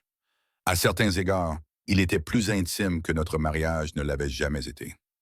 Même si je gardais encore mes distances, si je dormais toujours dans l'aile réservée aux invités, si je conservais toujours les papiers du divorce comme rappel. Mais petit à petit, jour après jour, je commençais à voir les changements que j'avais exigés. Les Benedetti font passer des cargaisons par les docks Est, m'a dit Preston un matin, en me montrant les photos de surveillance étalées sur son bureau. De grosses cargaisons, bien plus que ce que leurs activités normales nécessitent. Des armes, ai-je suggéré en examinant les caisses en cours de chargement. C'est mon hypothèse. Il a froncé les sourcils. Mais pourquoi faire? Ils sont déjà bien armés. C'est excessif. J'ai sorti le calendrier que nous tenions à jour, sur lequel nous suivions toutes les activités de Marco Benedetti. Quelle est la date sur ces photos? Le 10 janvier. Pourquoi? Parce que le 15 janvier, toutes les familles se réunissent pour la réunion annuelle du Conseil du Nouvel An au domaine Rosini. Je l'ai regardé. Un terrain neutre où nous discutons des territoires et des différends. Tous les chefs seront présents avec un minimum de sécurité, comme le veut la tradition. Preston est devenu pâle. Il prépare une attaque. Pas seulement une attaque. Je me suis mis à faire les 100 pas, tandis que les pièces du puzzle se mettaient en place. Réfléchissez-y. Tous les chefs réunis au même endroit, sous-protégés en raison de la tradition et d'un accord mutuel. Si les Benedette frappent pendant cette réunion, ils pourraient éliminer les dirigeants de toutes les grandes familles d'un seul coup et prendre le pouvoir. Preston a attrapé son téléphone. Nous devons avertir les autres. Attends. J'ai posé ma main sur la sienne. Si nous les avertissons, les Benedette sauront que nous avons découvert leur plan. Ils avanceront leur calendrier ou changeront de tactique. Alors, que faisons-nous? Les laissons-nous tomber dans le piège? Non, ai-je rapidement pensé. Nous laissons les Benedette croire que leur plan fonctionne, mais nous préparons une contre-attaque. Nous retournerons leur piège contre eux. Preston me fixa du regard. C'est risqué. Si quelque chose tourne mal, nous gérerons cela ensemble. Je le regardais droit dans les yeux, en tant que partenaire. Tu voulais prouver que tu me faisais confiance. Voilà comment. Fais confiance à mon plan. Fais confiance à mon jugement. Fais confiance à mon savoir-faire. Je pouvais voir la guerre se dérouler derrière ses yeux. L'instinct de protection luttait contre l'engagement de faire confiance. Finalement, il acquiesça. D'accord, nous ferons comme tu le souhaites. De quoi as-tu besoin? Au cours des 4 jours suivants, nous avons travaillé en parfaite synchronisation. J'ai coordonné les efforts avec mon père et Antonio, les intégrant au plan sans alerter les autres familles. Preston a organisé la sécurité cachée du domaine Rosini, déguisé en personnel de musculation et en équipe d'entretien. Nous avons planifié chaque détail, chaque éventualité, chaque façon possible la soirée pouvait mal tourner. Et pendant tout ce temps, j'ai observé Preston. J'ai observé comment il me consultait pour chaque décision, me demandait mon avis, valorisait mes contributions, comment il présentait mes idées aux autres comme si elles étaient des siennes, puis les corrigeait pour m'en attribuer le mérite. J'ai observé comment il apprenait vraiment à être un partenaire plutôt qu'un protecteur. La veille de la réunion du conseil, je l'ai trouvé dans son bureau, fixant le mur couvert de photos de famille. Notre photo de mariage occupait une place de choix. 2 jeunes gens souriants, convaincus que l'amour triomphait de tout. Comme nous étions naïfs. Tu as des doutes? Lui ai-je demandé depuis le seuil de la porte. Il s'est retourné, l'air vulnérable. À propos du plan? Non. Ta stratégie est molle, mais à propos de demain? À propos du risque que tu prends en étant là-bas. Il s'est arrêté, a secoué la tête. J'ai peur, Penelope. L'idée de te perdre. Tu ne me perdras pas. Je suis entré dans la pièce. Nous serons préparés. Nous serons intelligents. Et nous serons ensemble. J'aimerais pouvoir t'enfermer dans un endroit sûr. L'aveu était brut. Te tenir complètement à l'écart du danger. Mais tu ne le feras pas, dis-je doucement, parce que tu as appris que me tenir à l'écart ne me protège pas. Cela me maintient simplement dans l'ignorance. J'ai appris cela. Il s'est approché de moi, s'arrêtant juste assez près pour que je puisse sentir sa chaleur. Ces 2 dernières semaines passées à travailler avec toi, comme ça m'ont montré ce que nous aurions pu être depuis le début. Ce que nous aurions dû être. Ce que nous serons, ai-je corrigé, si nous continuons tous les deux à le choisir. Il a levé la main et a pris mon visage entre ses mains avec cette douce possessivité qui me coupait encore le souffle. Je sais que je ne le mérite pas, mais je dois te le demander. Quand tout cela sera terminé, quand nous aurons réglé le problème des Benedetti, me donneras-tu une autre chance, une vraie? Je te donne déjà une chance, lui ai-je fait remarquer. Chaque jour où je reste, chaque jour où je travaille avec toi, je choisis de nous donner une chance. Je veux dire vraiment, nous donner une chance. Son pouce a tracé le contour de ma pommette. Reviens dans notre chambre. Laisse-moi te courtiser comme il se doit cette fois. Laisse-moi te montrer le mari que j'aurais dû être depuis le début. Mon cœur battait à tout rompre contre ma poitrine. Preston, je ne te demande pas de réponse maintenant. Il m'a interrompu doucement. Je te demande juste d'y réfléchir. Après-demain, après avoir prouvé que nous pouvons travailler ensemble dans la situation la plus risquée qui soit. Réfléchis pour savoir si tu peux me pardonner suffisamment pour essayer à nouveau. D'accord, murmurai-je. Après-demain, j'y réfléchirai. Il se pencha, son front reposant contre le mien. Nous restâmes ainsi un long moment, respirant ensemble, puisant notre force l'un dans l'autre. Quoi qu'il arrive demain, murmura-t-il, sache que je t'aime. Je t'ai toujours aimé. Je ne savais simplement pas comment t'aimer, d'accord? Je t'aime aussi. Cette confession fut plus facile que prévu. Même quand je voulais te détester, quand j'étais tellement en colère que je voyais à peine clair, je n'ai jamais cessé de t'aimer. Alors nous avons quelque chose sur quoi construire. Il s'écarta légèrement, ses yeux cherchant les miens. L'amour, le respect et la confiance, les fondements d'un véritable partenariat.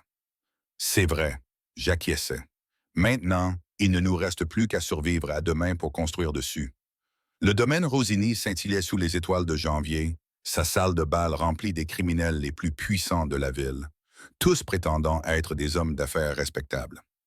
Je me tenais à côté de Preston, vêtu d'une superbe robe bleu marine que Gabriella Russo avait insisté pour que j'emprunte, et je jouais parfaitement le rôle de la femme de mafieux. Mais sous mon apparence soignée et mon assurance, j'étais tendu, prêt à passer à l'action. La réunion se déroula normalement. Les conflits territoriaux furent discutés et résolus, les accords ratifiés, les alliances réaffirmées. Marco Benedetti était assis de l'autre côté de la pièce, l'air aimable, ne laissant rien deviner que ses hommes étaient postés à l'extérieur, armés et prêts à attaquer. Il ne se doutait pas que nous étions prêts, nous aussi. L'attaque a eu lieu à 22 heures précises, comme nous l'avions prévu.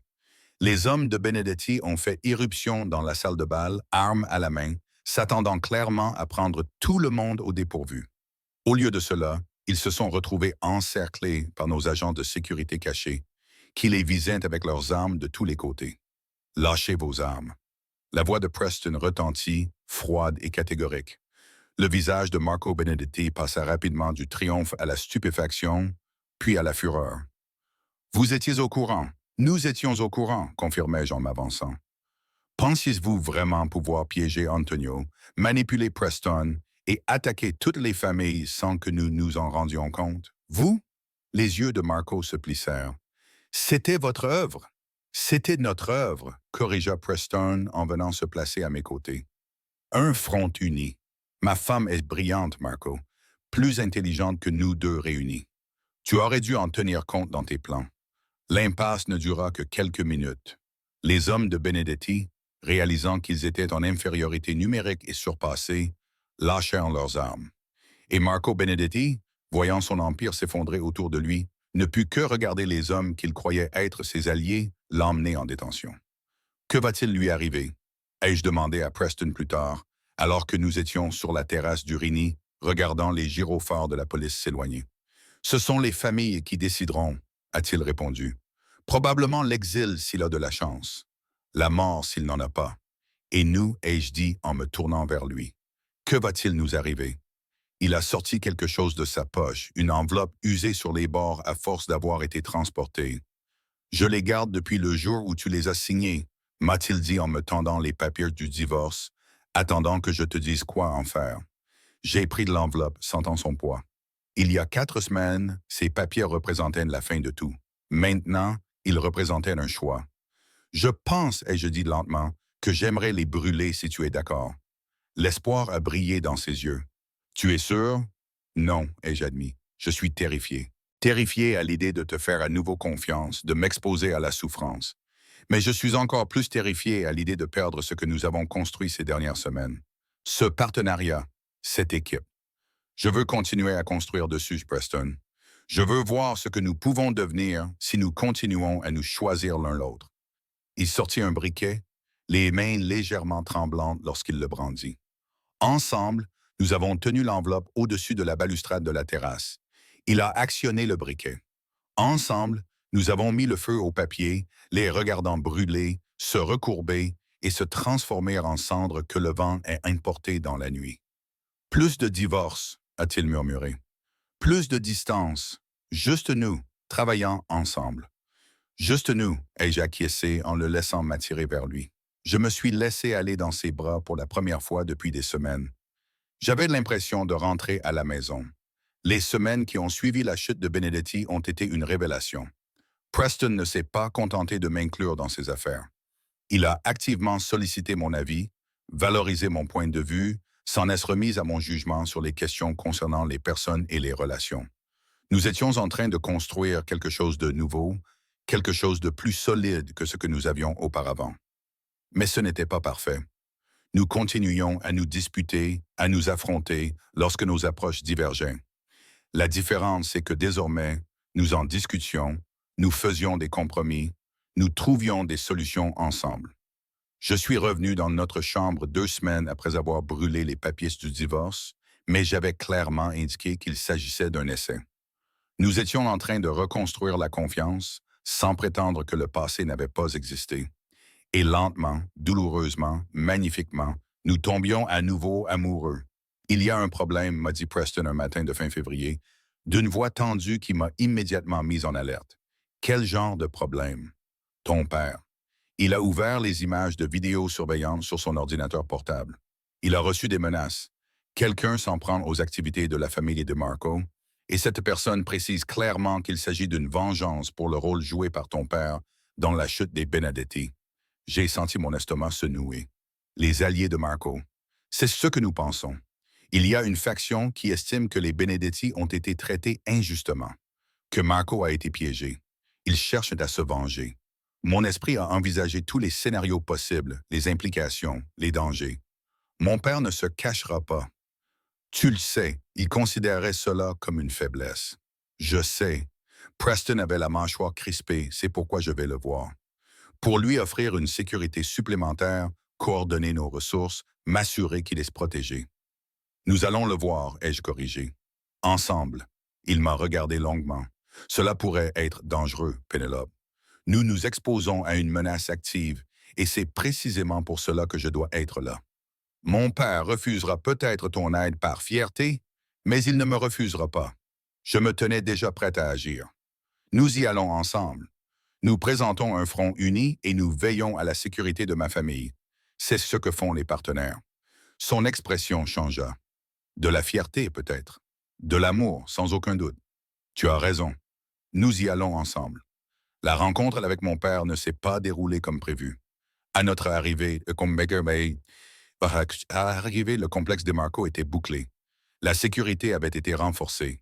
Tout le monde était en état d'alerte maximale. Et au milieu du chaos, mon père planifiait une contre-attaque contre la faction qui menaçait sa famille. Papa, non. Quand il m'a expliqué son plan, je lui ai dit que c'était exactement ce qu'il voulait. Et que tu ripostes, que tu déclenches une guerre qui affaiblira les deux camps. Et que veux-tu que je fasse? Sa voix était dure. Les laisser menacer ma famille. Les laisser croire que les DeMarco sont faibles. Laisse-nous nous en occuper, dit Preston calmement.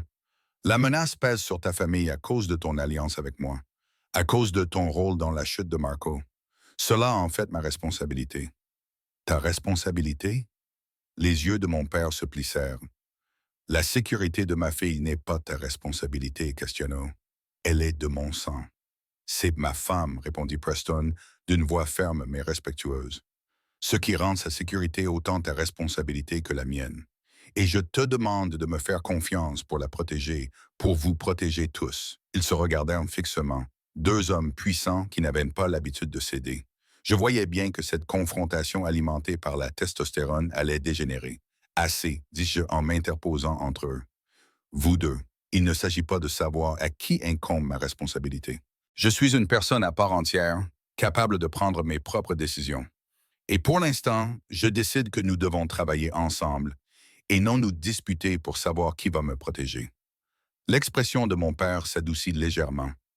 Tu as changé, Penny. J'ai grandi, l'ai-je corrigé. Je suis devenue la femme que toi et maman avez élevée.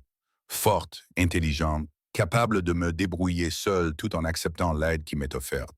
C'est ce que vous m'avez appris. Ta mère serait fière, a-t-il dit doucement, et j'ai vu des larmes dans ses yeux. Je suis fier alors. Fais-moi confiance, ai-je dit en lui prenant la main. Fais-nous confiance. Laisse Preston et moi gérer cette menace ensemble. Nous avons prouvé que nous pouvions travailler en équipe. Laisse-nous te le prouver. S'ensuivirent 3 semaines de planification minutieuse, de coordination stratégique et d'attente angoissante. Nous avons tendu un piège à la faction, menaçant mon père, en m'utilisant comme appât d'une manière qui a rendu Preston fou de jalousie, mais qu'il a finalement reconnu comme étant la stratégie la plus intelligente. La nuit de l'opération, tout s'est déroulé comme prévu. Ou presque, la faction a mordu à l'hameçon, croyant que j'étais vulnérable lors d'un événement caritatif en ville. Ils ont passé à l'action, essayant de m'attraper alors que je sortais par une entrée latérale. Mais les hommes de Preston attendaient, cachés, prêts à intervenir. Sauf qu'un des membres de la faction a paniqué et sorti une arme et l'a pointée non pas sur moi, mais sur mon père, qui avait insisté pour faire partie de l'équipe de protection malgré nos protestations. Tout s'est ralenti. J'ai vu le pistolet se lever, j'ai vu mon père figé dans la lumière des projecteurs, j'ai vu la mort approcher l'homme qui m'avait donné la vie, puis Preston s'est précipité, se jetant entre le pistolet et mon père, recevant la balle qui était destinée à Vincent DeMarco. Le chaos qui a suivi est flou. Des coups de feu, des cris, des hommes qui tombent, les gardes de mon père qui neutralisent les membres de la faction, nos pièges qui se referment sur eux. Mais tout ce que je voyais, c'était Preston effondré sur le sol, le sang se répandant sur sa chemise blanche. Non, ai-je soufflé en tombant à genoux à côté de lui. Non, non, non, Preston, reste avec moi. Ses yeux se sont ouverts, la douleur clairement visible dans leur profondeur. Ton père va bien. J'ai sangloté. Tu l'as sauvé. Idiot. Magnifique idiot. Tu l'as sauvé. Je devais le faire. Sa main trouva la mienne. Sa prise était faible. C'est ta famille. Je devais le protéger. Je devais te protéger. Tu es ma famille aussi, pleurai-je en appuyant mes mains contre la blessure pour essayer d'arrêter le saignement. Tu es mon mari, mon partenaire, mon tout. Tu ne peux pas me quitter, Preston. Pas maintenant. Pas alors que nous avons enfin trouvé notre chemin. Je t'aime, murmura-t-il. Je t'ai toujours aimé. Je t'aime aussi. Ces mots étaient une prière, une supplication. Alors, tu dois rester. Tu dois te battre. S'il te plaît, Preston. S'il te plaît. La salle d'attente de l'hôpital était devenue mon univers pendant les 18 heures qui ont suivi. Mon père était assis à côté de moi, sa main serrant la mienne, les larmes coulant sur son visage buriné. Il m'a sauvé la vie, répétait-il. Il a pris une balle qui m'était destinée. Je sais, papa. J'étais trop abasourdi pour pleurer, trop abasourdi pour faire autre chose qu'attendre, prier et négocier avec Dieu. Je ne savais pas trop quoi penser des gens comme nous. Mes frères sont venus, accompagnés de leurs femmes, m'apportant du café que je ne pouvais pas boire et un réconfort que je ne pouvais pas accepter. Antonio Russo est arrivé avec Gabriella, tous deux pâles d'inquiétude. Les capitaines de Preston remplissaient le couloir, formant une garde d'honneur silencieuse pour leur patron. Et pendant tout ce temps, j'ai attendu. Finalement, après une éternité, un médecin est sorti. Madame Castellano. Je me tenais debout, mes jambes me soutenaient à peine. Oui, votre mari est stable. La balle a manqué son cœur de quelques centimètres, mais a causé des dommages importants à son poumon. Il aura besoin d'une longue convalescence, mais il devrait se rétablir complètement. Le soulagement était si intense que j'ai failli m'effondrer. Mon père m'a rattrapé et m'a soutenu. Il va s'en sortir, ai-je murmuré. Il va s'en sortir. Vous pouvez le voir et poursuivit le médecin, mais seulement brièvement. Il est encore très faible. Preston semblait petit dans son lit d'hôpital, entouré de machines, de tubes et de moniteurs qui émettaient des bips rassurants à intervalles réguliers.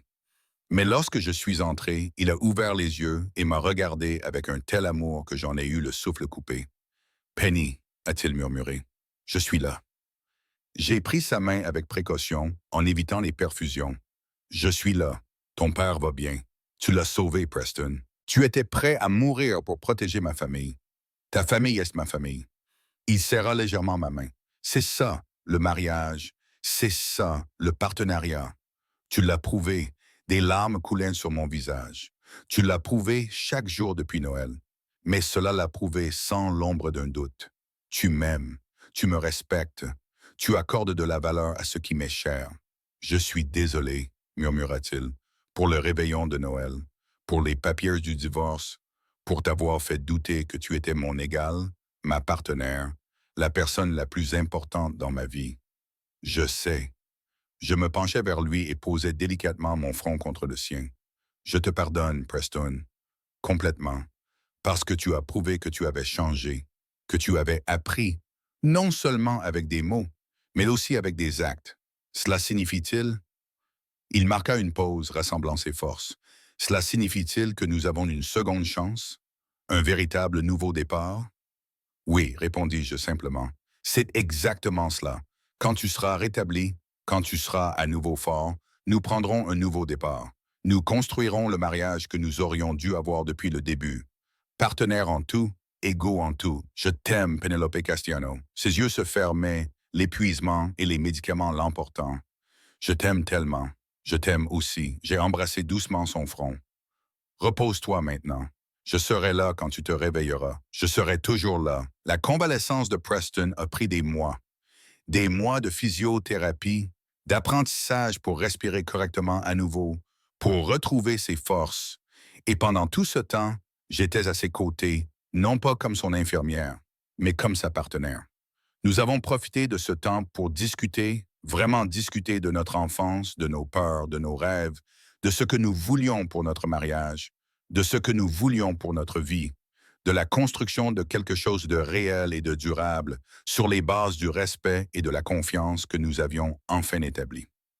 Mon père venait souvent nous rendre visite, nous apportant des nouvelles de l'entreprise et des familles.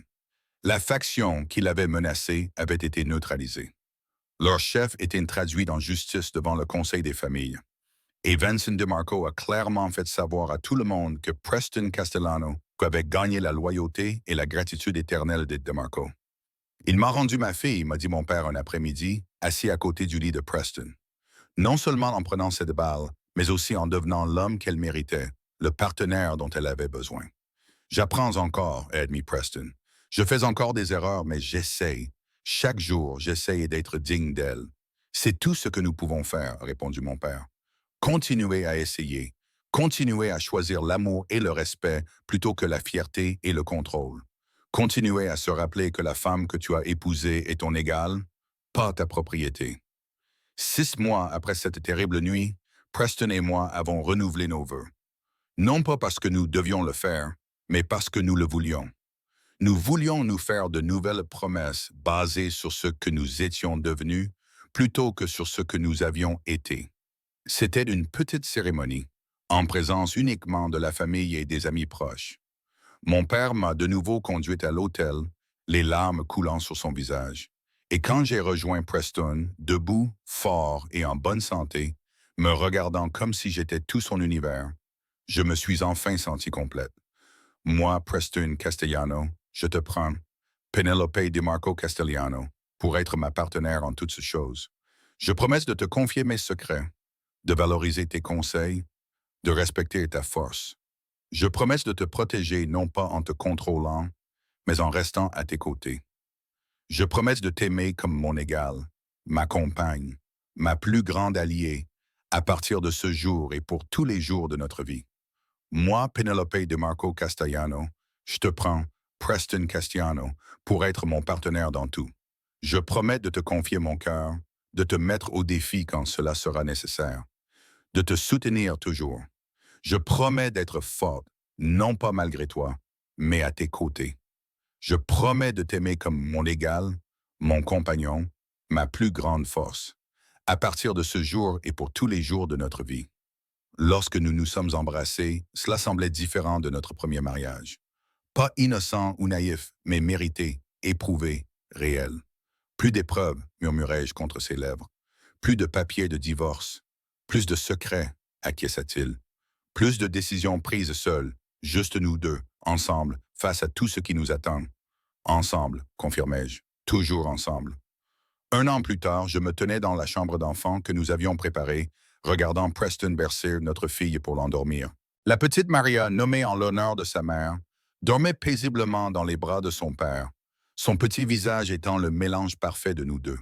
Tu es doué pour ça, ai-je observé depuis le seuil de la porte. Preston a levé les yeux, le sourire doux et émerveillé. Elle est parfaite, toute comme sa mère.